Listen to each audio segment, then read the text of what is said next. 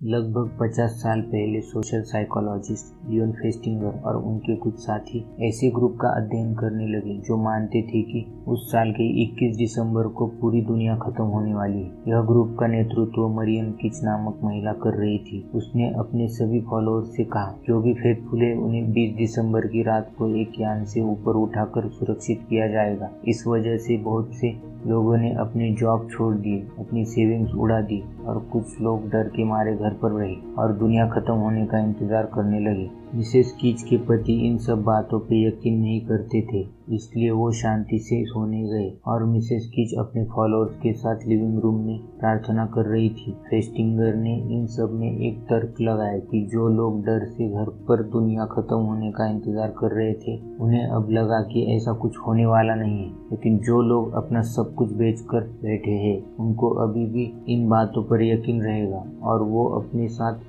दूसरे लोगों को जोड़ना चाहेंगे। अब रात के 2 बजे थे, कोई भी यान आने के आसार नजर नहीं आ रहे थे। लगभग 4:30 बजे के करीब मिसेस कीच बोली, परमात्मा ने हमारी सुन ली। जो छोटे पैमाने पर इस चीज में यकीन करके बैठे थे, उन सबको उनकी श्रद्धा की वजह से बचाया जा चुका है और इस वजह से सारी दुनिया बच चुकी है। इसे निराश लोग तुरंत खुश होकर रास्ते पर आकर सबको समझाने लगे कि कैसे चमत्कार होकर सब कुछ ठीक हुआ है और उन सबका इन चीजों पे पहले से ज्यादा यकीन हुआ। यह प्रयोग में मिसेस कीच तो गलत हुई, लेकिन लियोन फेस्टिंगर सही साबित हुई। बहुत बार लोग गलत हुए इसका सबूत मिला तो भी अपनी गलती मानते नहीं, बजाय वो कैसे सही थे यह साबित करने में पूरे जोश से जुट जाते हैं। इसलिए सेल्फ जस्टिफिकेशन स्पष्ट रूप से झूठ बोलने वाले से ज्यादा पावरफुल और ज्यादा धोखादायक है, क्योंकि अब सबको वही सच्चाई लगती है।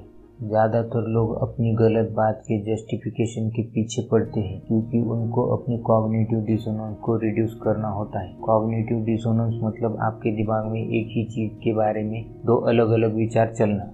इसका सिंपल सा एग्जाम्पल है, लोग स्मोकिंग करना कितना हानिकारक है इसकी बातें करते हैं और खुद पीने पर उसका सेल्फ जस्टिफिकेशन में ज़्यादा नहीं पीता ताकि मेरी तबीयत उतनी ज़्यादा खराब नहीं हो सके। अनफॉर्चुनेटली इस प्रकार का सेल्फ जस्टिफिकेशन हमको हमारे बिहेवियर में बदलाव लाने से रोकता है। हम गलती करने के बाद उसको मानने और सुधरने के बजाय उसके लिए सेल्फ जस्टिफिकेशन देना शुरू करते हैं। जब यूएस ने इराक पर हमला किया तो उसका कारण मास वेपन डिस्ट्रक्शन का दिया गया था, जो कि साबित नहीं हुआ, लेकिन फिर भी जॉर्ज बुश हमेशा अपने अटैक का समर्थन करते रहे। बेशक यह एक अपने अंदर की कॉग्निटिव डिसोनेंस को मिटाने का तरीका था, लेकिन बहुत दिनों के बाद, मतलब अभी 2022 में एक स्पीच में उनके मुंह से रशिया यूक्रेन का उदाहरण देते टाइम इराक का नाम आया था, क्योंकि अंदर से उनको भी लगा होगा कि यह गलती थी।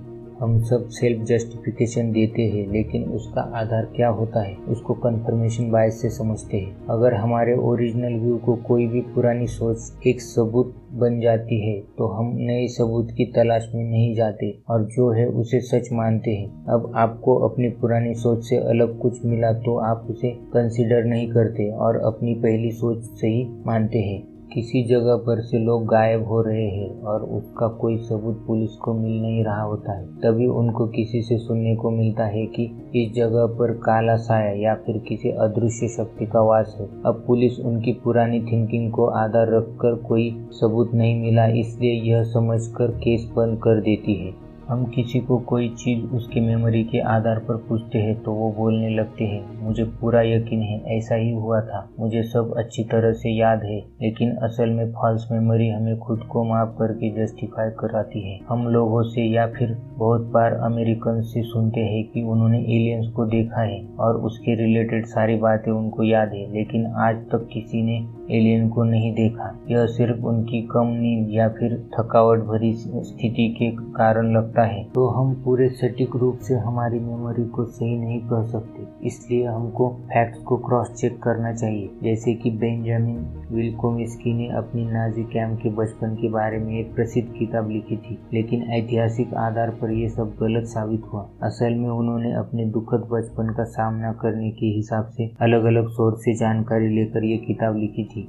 आप कभी डॉक्टर के पास जाकर किसी बीमारी का इलाज कराने गए और बीमारी पता चलने के बाद आप वहां से जाते टाइम अचानक से डॉक्टर आपको आकर बोले, रुकिए मैंने गलत बीमारी बता दी। शायद ही ऐसा कभी हुआ होगा, क्योंकि एक तो आपका डॉक्टर एक अच्छा डॉक्टर है, या फिर वो अच्छा भी रहेगा तो अपनी गलती को नहीं मानेगा, जो कि बहुत परेशानी भरा होगा, क्योंकि साइंटिफिक रिसर्च में आगे जाने के लिए गलतियाँ इम्पोर्टेंट पार्ट बन जाती है। इसका एक एग्जाम्पल देखते हैं। 19वीं सदी की शुरुआत में इग्नास सिमेलवेल्स नाम के फिजिशियन को पता चला कि उनकी बहुत सी फीमेल पेशेंट की चाइल्ड बर्थ के दौरान मृत्यु हो रही थी। तभी उनको पता चला कि ये सब डिलीवरी को गलत तरीके से करने से हो रहा था। मतलब उनके साथी जब डिलीवरी करते थे तब वो हाथ धोकर नहीं आते थे। उस इन्फेक्शन की वजह से ये सब हो रहा था। जब हाथ क्लीन करके ऑब्जर्व किया तो वो बाद में बहुत सारी जिंदगियां बचाने में सफल हुए। लेकिन मेडिकल फील्ड की ऐसी गलतियां सामने नहीं आती, या फिर सभी इसको इग्नोर कर देते हैं।